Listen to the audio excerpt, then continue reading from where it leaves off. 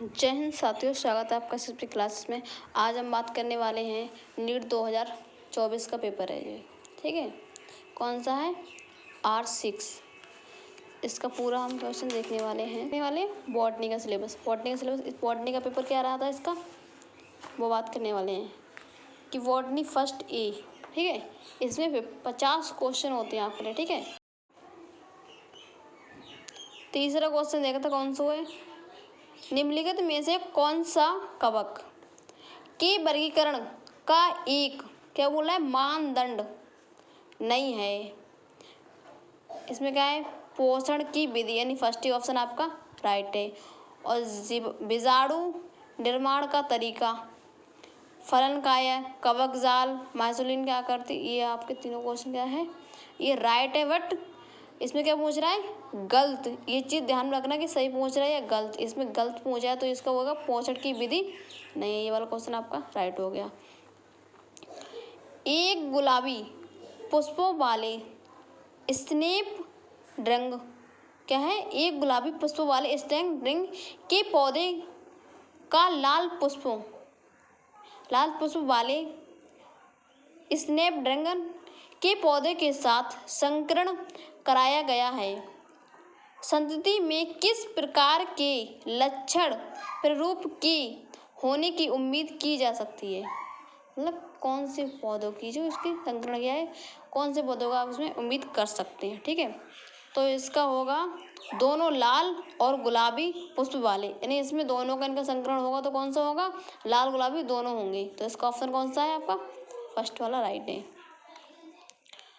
और ये 5वां क्वेश्चन है कि निम्नलिखित में से किनकी मेंडल की प्रभाविता के नियम के आधार पर व्याख्या की जा सकती है। इसमें मेंडल के नियम के आधार पर पूछा है। तो पहला होगा कि फैक्टर के एक जोड़े में से एक प्रभावी तथा दूसरा अप्रभावी होता है, यह भी बात सत्य है। और एलील कोई अभिव्यक्ति प्रदर्शित नहीं करते हैं और F2 पीढ़ी में दोनों गुण उसी रूप में प्रकट हो जाते हैं, ये भी आपका क्या है, गलत हो गया। तीसरा है इसमें सी, सामान्य द्विगुणित पादपों में फैक्टर जोड़ों में पाए जाते हैं, ये भी सही है आपका, ठीक है। और किसी गुण विशेष को नियंत्रित करने वाली विभक्ति इकाई फैक्टर कहलाती है, यह भी बात आपकी सत्य है।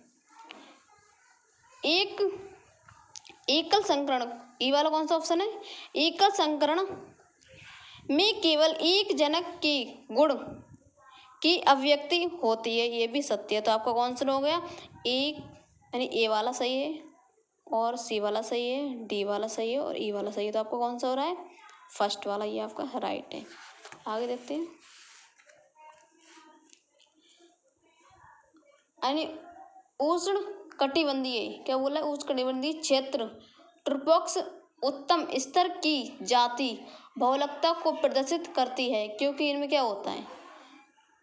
इसका ऑप्शन देखते हैं कि उष्ण कटिबंधीय अक्षांश क्या पूछ रहा है, उष्ण कटिबंधीय अक्षांश लाखों वर्षों तक अपेक्षाकृत अविक्षुब्ध रहे हैं, अतः जाति विविधीकरण के लिए अधिक समय उपलब्ध था, ये भी आपका ऑप्शन सही है।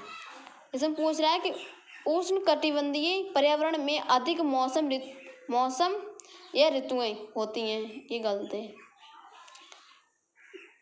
उष्ण कटिबंधीय क्षेत्रों में अधिक सौर ऊर्जा उपलब्ध होती है, ये भी सत्य है। कि स्तर पर्यावरण निकेतन विशिष्टीकरण को बढ़ावा देता है, ये भी बात सत्य है। कि उष्ण कटिबंधीय पर्यावरण स्तर और पूर्व सूचनीय होते हैं, ये भी बात सत्य है। तो इसका आपका आंसर हो रहा है, खाली कौन सा गलत है आपका, बी वाला गलत है। इसमें बाकी ए सी डी, ये वाला ऑप्शन कौन सा आपका, ये है 4 वाला सही है। आगे बढ़ते हैं कि दिए गए चित्र में किस संगठन में पतली भावृत्ति, यानी भार की जो वृत्ति है पतली वाली, उसका पूछ रहा है। इसमें अत्यधिक स्थूलित भीतरीय वृत्तियों में होती है। नो, इसमें ए ये दिया है, बी ये हो गया, और सी हो गया, डी हो गया। इसमें कौन सा होगा, ये सी वाली है, ये सबसे वाली है, ये वाली, ये संगठित हो गई ये वाली, तो इसका ऑप्शन कितना हो गया? 4 हो गया, सी। एंजाइम कार्बोक्सिक पेप्टाइड्स यानी एंजाइम कार्बोक्सिक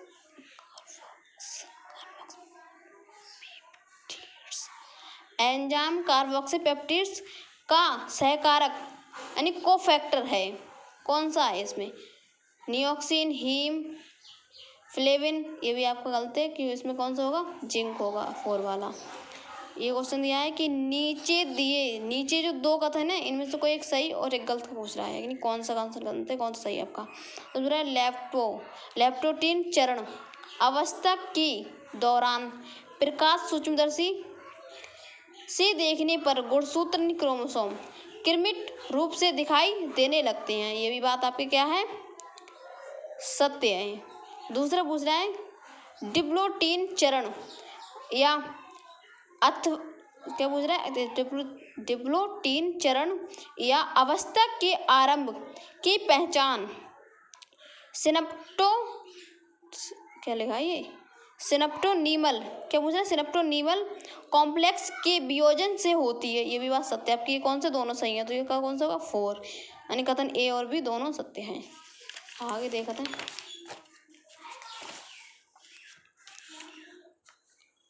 उस डीएनए खंड की क्या नियति होगी जो सिर्फ एक ऐसे वांछित जीन को धारण किए हो जिसे किसी विजातीय जीव में स्थानांतरित किया जाना है। इनसे विषांतरित जीन पूछ रहा है। इसमें क्या होगा कि डीएनए एक खंड जीव की संतति कोशिकाओं में स्वतंत्र रूप से गुणन करने में सक्षम होगा? नहीं होगा। ठीक है, यह ग्राही के जीनोम में समेकित हो सकता है, यानी ये भी सही है। ये गुणन करके परपोष यानी होस्ट डीएनए के साथ वंशागत कर सकते हैं। ये भी सत्य है। डीएनए का विजातीय गुण सूत्र को पूछा है, डीएनए का विजातीय खंड गुणसूत्र का अभिन्न भाग नहीं होता है, ये भी गलत हो गया। ठीक है, ये प्रतिकृति करने की क्षमता प्रदर्शित करता है? नहीं करता है। ठीक है, इसमें कौन सा होगा आपका? इसमें कौन सा हो गया? बी और सी। इसका ऑप्शन कौन सा है? सेकंड वाला सही है। नेक्स्ट देखते हैं कि दिए गए चित्रों ए और बी से अंडाशयों के संदर्भ में बाह्यदल पुंज यानी कैलिक्स, दलपुंज, कोरोला और पुमंग क्या हो गया? एंडोसियम की स्थिति के आधार पर पुष्पों के प्रकार को पहचानिए। किसके प्रकार को पहचानना है? पुष्पों के प्रकार को पहचानना है, यानी ए और बी पूछ रहा है। ए क्या होगा? इसमें परिजाएंगी हो गया और बी क्या हो गया? परिजाएंगी। ये दोनों एक ही हैं, इसका आंसर थर्ड हो गया। मुझे सूची फर्स्ट और सेकंड सूची में क्या मिलान करना है, इसमें ओनली कुछ नहीं है। यानी एक जीन के 2 या 2 से अधिक वैकल्प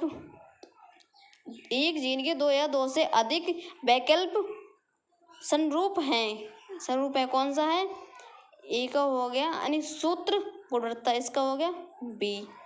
और 2 का दे रहा है कि F1 संतति का F1 संतति का समयुग्मजी अप्रभावी जनक के साथ संकरण करता है। तो बी का क्या होगा? बी का हो गया 4। बोला है परीक्षार्थ संकरण यानी टेस्ट क्रॉस। इसमें क्या होगा? बी वाले में क्या कराता है? टेस्ट क्रॉस कराता है। मैंने चीज याद रखना, टेस्ट क्रॉस ओनली। और ये थर्ड वाला है कि F1 संतति का किसी भी जनक के साथ संकरण हो सकता है। क्या पूछ रहा है? यानी क्या होगा? यानी बैक क्रॉस होगा। इसका क्या होगा? बैक क्रॉस यानी प्रतीत संकरण। और जो लास्ट बचा डी वाला, पादपों में गुणसूत्र सेटों की संख्या होती है, तो किसमें होती है? एलील में होती है।